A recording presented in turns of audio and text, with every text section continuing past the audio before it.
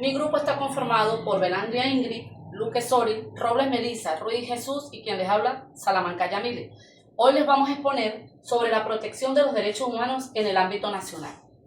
La Constitución de la República Bolivariana de Venezuela protege los derechos fundamentales como un elemento fundamental del Estado, o los derechos humanos, perdón. En su artículo 19 se establece que el Estado debe garantizar el goce y ejercicio irrenunciable, indivisible e interdependiente de estos derechos. Se prohíbe la discriminación en su ejercicio y se enfatiza la responsabilidad que tiene el Estado para proveer o para garantizar que esto se respete y que haya garantías para todos los ciudadanos venezolanos. Ahora bien, el título 3 de la Constitución de la República Bolivariana de Venezuela está estructurado de la siguiente manera. Este título posee 10 capítulos, de los cuales el capítulo número 1 habla de las disposiciones generales. Allí se establecen los principios generales para poder hacer cumplir estos derechos y deberes a todos los ciudadanos. El capítulo 2 nos habla de la nacionalidad y de la ciudadanía.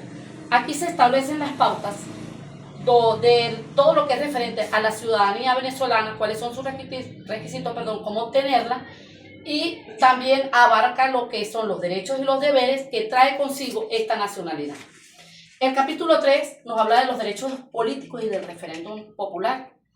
Este capítulo enfatiza los derechos que tenemos todos los ciudadanos venezolanos de ejercer nuestro derecho al voto, de participar en la vida política del país y de participar en el referéndum popular. El capítulo 4 nos habla de el capítulo 5 nos habla de los derechos sociales y de la protección de la familia. Cuando hablamos de los derechos sociales nos referimos al derecho que tenemos todos los ciudadanos venezolanos de tener una vivienda, un trabajo, una seguridad social y de que todas las familias sean protegidas. El capítulo número 6 nos habla de los derechos culturales y educativos. Esto enmarca todo lo que tiene que ver con la promoción de la cultura en nuestro país, en nuestra nación, y de los derechos educativos, que es el acceso a que todos tengamos oportunidad de tener una educación, El capítulo número 8 nos habla de los derechos de los pueblos indígenas.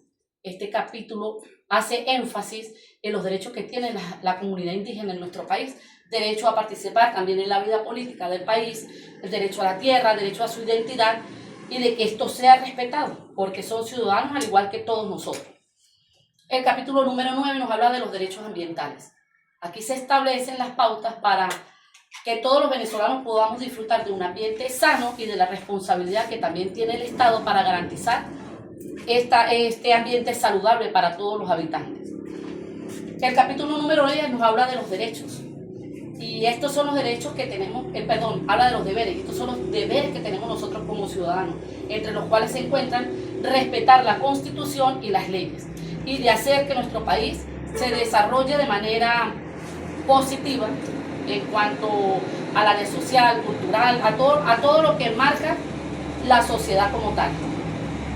Este capítulo 3 es fundamental en la Constitución venezolana porque define los derechos y deberes de los ciudadanos y garantiza el buen funcionamiento de nuestra sociedad. Podemos decir también que esto es la base fundamental para que exista Estado de Derecho y también para garantizar una sociedad más justa e igualitaria. Buenas tardes, mi nombre es Jesús Ruiz y yo les vengo a hablar sobre características del catálogo de los derechos humanos. Bueno, la característica del catálogo de los derechos humanos, al definir la estructura jurídica política para Venezuela, la Asamblea Nacional Constituyente optó por la de el Estado democrático y social de derecho y de justicia. De acuerdo con esto, el Estado propone el bienestar de los venezolanos, creando las condiciones necesarias para su desarrollo social y espiritual y procurando la igualdad de oportunidades para que todos los ciudadanos puedan desarrollar libremente su personalidad, dirigir su destino, disfrutar de los derechos humanos y buscar su felicidad. Democracia y derechos humanos son conceptos literalmente ligados, al punto de que solo pueden lograr un desarrollo aceptable de manera armónica sin que ninguno de estos elementos pueda sacrificarse en el provecho del otro. Una de las principales características del catálogo de los derechos humanos es su amplitud y su apertura. Nuestra Constitución reitera el carácter abierto o meramente enunciativo de nuestra Declaración de Derechos, tradición que se remonta a la Carta Magna de 1858, la cual a su vez se inspiró en la 9ª enmienda de la Constitución norteamericana. Otra de las principales características del catálogo de derechos es su heterogeneidad. Nuestro catálogo constitucional de derechos es también heterogéneo porque en este coexisten derechos de variado signo, sobre todo en lo que concierne a la forma de satisfacerlo y de exigir su cumplimiento, sin que se introduzcan distinciones en función de su jerarquía, naturaleza u operatividad como hacen otras constituciones. Otro punto que yo les vengo a defender es el valor y aplicidad de los tratados sobre derechos humanos en el orden interno. Los tratados internacionales relativos a derechos humanos se identifican porque afectan la salvaguarda de dichos derechos, es decir, su objeto y propósito final es el reconocimiento y protección de los derechos humanos, pues centra su regulación en la dignidad humana. Los tratados internacionales se pueden definir como actos bilaterales o multilaterales, celebrados entre sujetos de derecho internacional tendentes a producir efectos jurídicos vinculantes sobre diversas materias o tópicos y concebidos como reglas de derechos válidos con eficacia internacional. Muy buenas tardes, mi nombre es Sori Luque y yo les voy a hablar sobre garantías sustantivas y adjetivas y de las regulaciones de los estados de excepción en Venezuela. Las garantías sustantivas son los derechos inherentes a todas las personas, como el derecho a la vida, la libertad, la igualdad, la no discriminación, la libertad de expresión, entre otros. Estos derechos son fundamentales y no deben ser violados por el Estado ni por terceros. Garantías adjetivas. Las garantías adjetivas, también conocidas como garantías procesales, son los derechos que se aplican durante el proceso judicial o administrativo para asegurar la defensa de los derechos de las partes involucradas. En pocas palabras, son reglas y procedimientos que establecen un proceso justo y equitativo, como el derecho a ser oído, a ofrecer pruebas y una decisión fundada. A continuación, las regulaciones de los estados de excepción en Venezuela. En Venezuela, los estados de excepción están regulados por la Constitución de la República Bolivariana de Venezuela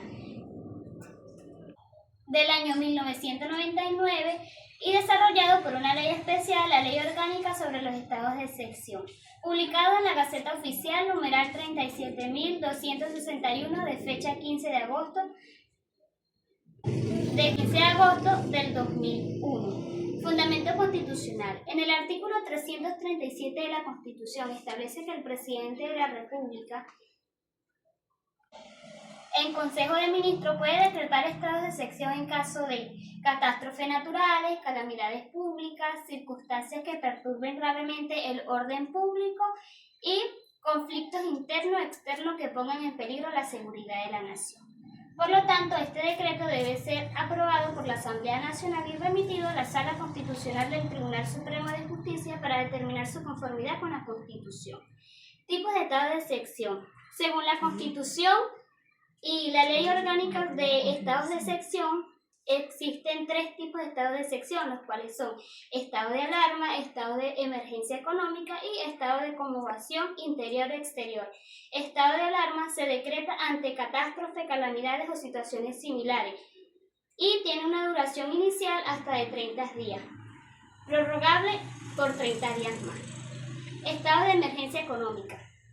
Se declara ante desequilibrios económicos graves y tiene una duración inicial de 60 días. Estado de emergencia, conmoción interior-exterior, aplicable en situaciones de conflicto interior o exterior. Y su duración es de hasta 90 días iniciales. Buenas tardes, mi nombre es Ingrid Yolanda. A continuación les vengo a hablar del Mecanismo Nacional de la Protección de los Derechos Humanos, amparo a la Constitución. En Venezuela la protección de los derechos humanos se implementa a través de los mecanismos legales, institucionales y civiles, como la Constitución de la República Bolivariana, que establece las garantías de los deberes humanos, y existen organismos como los defensores del pueblo y el Consejo Nacional de los Derechos Humanos para su promoción y defensa. A continuación, amparo a la Constitución. En Venezuela, el amparo a la Constitución o amparo constitucional es un recurso legal que permite a los ciudadanos proteger sus derechos constitucionales cuando consideren que han sido violados o amenazados por alguna autoridades o agente ejecutor. El amparo constitucional. El amparo constitucional se basa en la Ley Orgánica del Amparo sobre los Derechos y Garantías Constitucionales. Gracias por su atención. Buenas tardes, mi nombre es Melissa Robles, mi punto correspondiente es el habeas data y Código Orgánico Procesal Penal. El habeas data es un recurso legal que protege los derechos de las personas a acceder a la información que sobre ellas se encuentra en base de datos públicas y privadas, así como la solicitud de corrección o eliminación de datos incorrectos o inapropiados. Este mecanismo está estrechamente relacionado con los derechos humanos, especialmente con el derecho a la privacidad y el derecho a la información. Algunos aspectos claves de la habeas data en relación con los derechos humanos se encuentra el derecho a la privacidad. Este es fundamental en el mundo donde la recopilación de datos es cada vez más común. Está acceso a la información. Este incluye información que puede afectar su recopilación, bienestar y derechos. Está relación y actualización de datos. Si una persona encuentra que la información se tiene sobre ella es incorrecta o desactualizada, puede solicitar su corrección o eliminación. Esto asegura que que las decisiones basadas en este dato sean justas y precisas. También está protección contra el abuso de datos. El habeas data actualmente como un mecanismo de defensa contra el uso indebido de la información de la persona, lo cual es crucial para prevenir discriminación,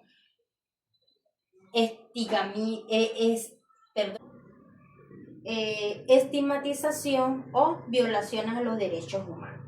En el marco legal, en muchos países el habeas data está protegido por leyes específicas que regulan el manejo de datos de las personas y garantizan los derechos de los ciudadanos a la protección de su información.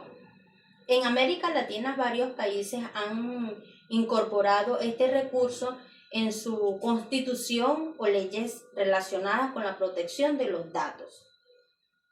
En conclusión, la habeas data es un instrumento fundamental para proteger los derechos humanos en la era digital, donde el manejo de la información personal se ha vuelto crucial para garantizar el acceso y control sobre los datos de las personas.